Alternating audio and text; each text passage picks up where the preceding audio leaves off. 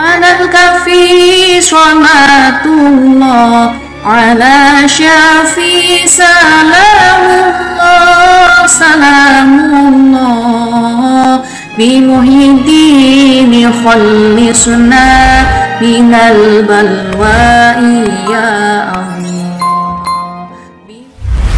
Apakah Anda sering melihat seseorang mengonsumsi daging babi? Apakah orang tersebut masih hidup hingga saat ini atau bahkan memiliki umur yang lebih panjang dan kesehatan yang lebih baik daripada yang tidak mengonsumsi daging babi? Hahaha, atau malah lebih sehat. Lalu, apa yang membuat daging babi diharamkan? Pastikan untuk menonton video ini sampai selesai, karena kami akan membahas hal yang jarang dibahas oleh orang lain. Dalam Al-Quran, haramnya daging babi disebutkan secara berurutan dengan bangkai dan darah. Kemudian, disebutkan haramnya daging babi, dan ini diikuti dengan haramnya hewan yang ketika disembelih disebut nama selain Allah. Mengapa demikian? Tentu saja, Allah tidak mungkin salah dalam menentukan urutan tersebut. Hewan adalah makhluk ciptaan Allah, sehingga ketika akan disembelih, harus dilakukan dengan seizin Allah. Dalam proses penyembelihan, menyebut nama Allah adalah langkah penting, yang berarti kita telah menghalalkan hewan tersebut sebagai hewan yang boleh dimakan. Penyembelihan dilakukan dengan cara yang memungkinkan darah mengalir dengan baik. Ingatlah untuk menyebut nama Allah dalam proses ini. Dalam hadits yang diriwayatkan oleh Muslim, Allah telah mewajibkan kita untuk berbuat baik terhadap segala sesuatu. Jika Anda membunuh, maka bunuhlah dengan cara yang baik, dan jika Anda menyembelih, maka lakukanlah dengan cara yang baik. Penting juga untuk menjaga pisau agar tajam dan memberikan kenyamanan kepada hewan yang akan disembelih. Dalam hadits riwayat An-Nasai, Syekh Abdul Aziz bin Bas menjelaskan bahwa terdapat 3 kondisi penyembelihan yang sesuai dengan syariat. Pertama, tenggorokan dan 2 urat leher terputus. Ini adalah kondisi yang paling baik, dan jika memenuhi 4 hal ini, maka sembelihannya dianggap halal menurut semua ulama.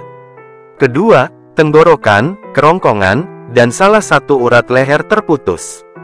Dalam kondisi ini, sembelihannya tetap halal dan boleh dimakan, meskipun derajatnya sedikit di bawah kondisi pertama. Ketiga, tenggorokan dan kerongkongan terputus saja, tanpa 2 urat leher. Sebagian ulama berpendapat bahwa sembelihannya tetap halal dalam kondisi ini. Namun, muncul pertanyaan apakah babi bisa menjadi halal jika disembelih dengan cara yang sah, misalnya dengan menyebut nama Allah dan tanpa menyakiti hewan.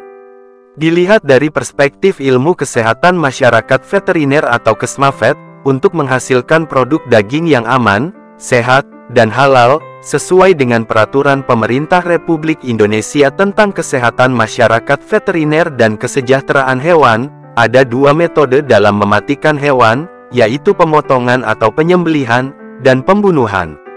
Pemotongan hewan, seperti menyembelih sapi, domba, dan ayam, dilakukan dengan cara memutus 3 saluran penting, yaitu saluran pernafasan, saluran darah, dan saluran makan, di bagian leher. Namun, untuk babi, pemotongan ini tidak dilakukan, melainkan pembunuhan.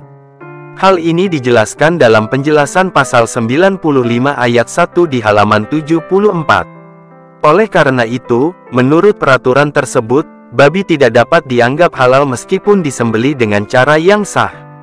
Pembunuhan hewan, merujuk pada tindakan mematikan hewan dengan cara seperti menusuk jantung pada hewan babi yang dagingnya akan dikonsumsi. Ini memunculkan pertanyaan mengapa penyembelihan yang biasa dilakukan pada sapi atau hewan ternak lain tidak digunakan pada babi. Apakah ada alasan mengapa babi tidak bisa disembelih seperti hewan lain? Proses penyembelihan hewan harus dilakukan secara akurat pada pembuluh darah utama dan saluran pernapasan untuk mematikan hewan secepat mungkin. Tujuannya adalah untuk menghindari penderitaan berkepanjangan pada hewan, mengeluarkan darah sebanyak mungkin, dan menghindari stres pada hewan yang akan dikonsumsi. Stres pada hewan dapat mempengaruhi kualitas daging, bukan hanya pada daging kurban, tetapi juga pada jenis daging lainnya. Namun, ketika kita membahas mengapa babi tidak disembelih seperti hewan lain, penting untuk dicatat bahwa babi memiliki karakteristik fisik yang berbeda. Karena itu, metode pemotongan hewan yang berbeda digunakan untuk mematikan babi. Menurut situs Human Slaughter Association, metode pemotongan ini dinyatakan tidak menyebabkan penderitaan pada hewan. Dalam hal ini, metode pemotongan sapi, rusa, dan kuda melibatkan pemotongan semua pembuluh darah utama yang keluar dari jantung.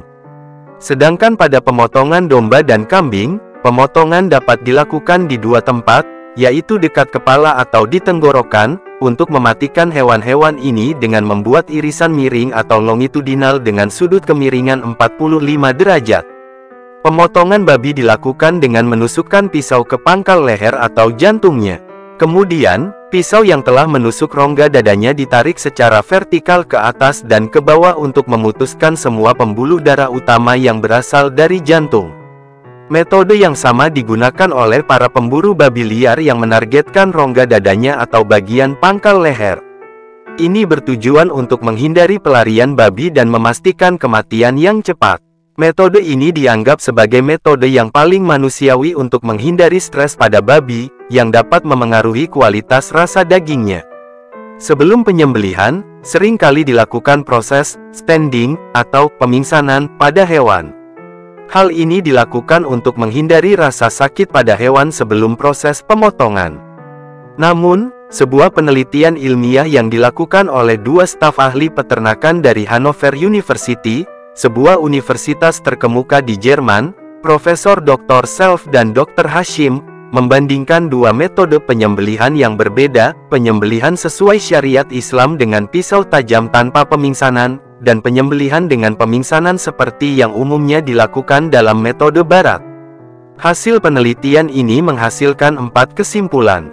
Dalam 3 detik pertama setelah penyembelihan, tidak ada indikasi rasa sakit.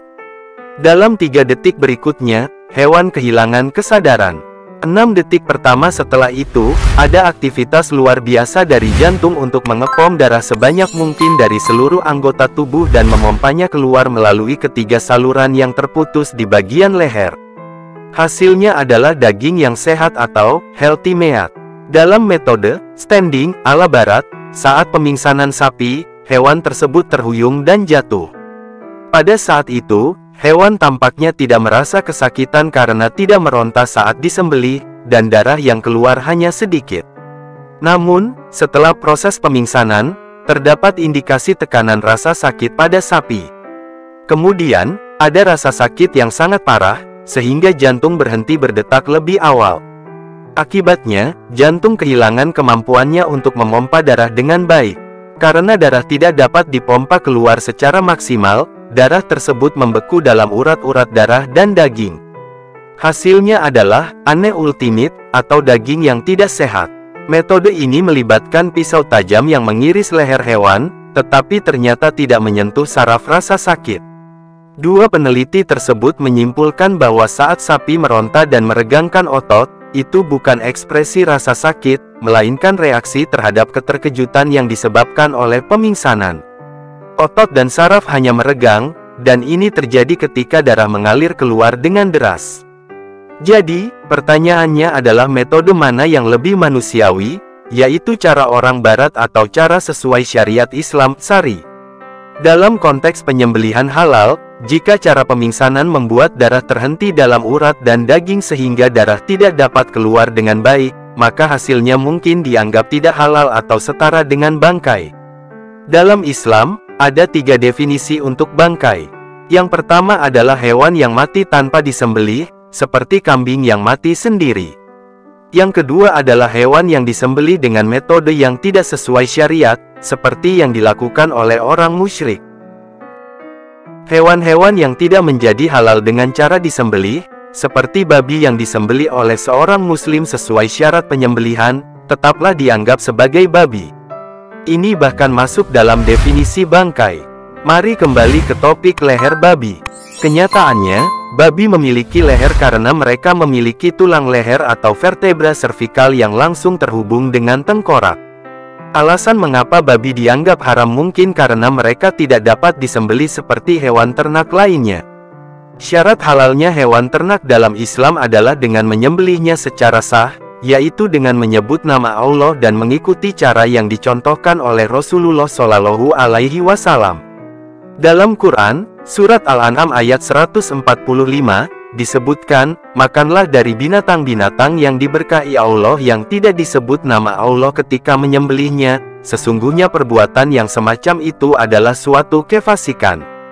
Sesungguhnya setan itu membisikkan kepada kawan-kawan agar mereka membantah kamu, dan jika kamu menuruti mereka, sesungguhnya kamu tentulah menjadi orang-orang yang musyrik.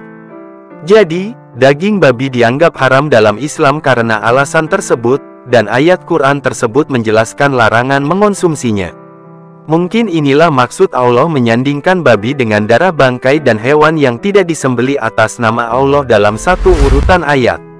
Kondisi babi yang sekarang baru diketahui bahwa dia tidak dapat disembelih, yang berarti darah bangkai dan hewan yang tidak disembelih telah terkait dengan babi sejak dia diciptakan oleh Allah. Allah tidak menciptakan leher yang bisa disembelih pada babi, sehingga bisa disimpulkan bahwa babi adalah makanan yang memiliki tingkat keharaman yang tinggi. Meskipun belum ada bukti konkret untuk fakta-fakta ini, para sahabat Rasulullah Shallallahu Alaihi Wasallam tetap mematuhi larangan tersebut karena mereka taat kepada Allah dan Rasulullah. Rasulullah Shallallahu Alaihi Wasallam telah mengingatkan bahwa sesuatu yang mungkin memberikan manfaat bagi manusia, tetapi jika bertentangan dengan perintah Allah, maka taat kepada Allah dan Rasul-Nya adalah yang lebih utama. Tentang penyebab diharamkannya babi, Allah mungkin memiliki alasan yang lebih kuat yang belum kita ketahui. Kita sebagai manusia yang berakal dapat merenung dan memahami dalil-dalil dalam Al-Quran. Iman kita tidak akan sempurna tanpa ilmu, tetapi dengan iman saja kita bisa meraih rahmat dari Allah. Al-Quran mengajarkan bahwa orang-orang yang beriman, berhijrah, dan berjihad di jalan Allah mengharapkan rahmat dari Allah, dan Allah adalah Maha Pengampun lagi Maha Penyayang. Quran, Surat Al-Baqarah, ayat 218. Sebagai umat Islam, kita dapat bangga memiliki Al-Quran sebagai wahyu yang mengandung kebenaran mutlak, yang tidak bisa disamakan dengan ilmu manusia.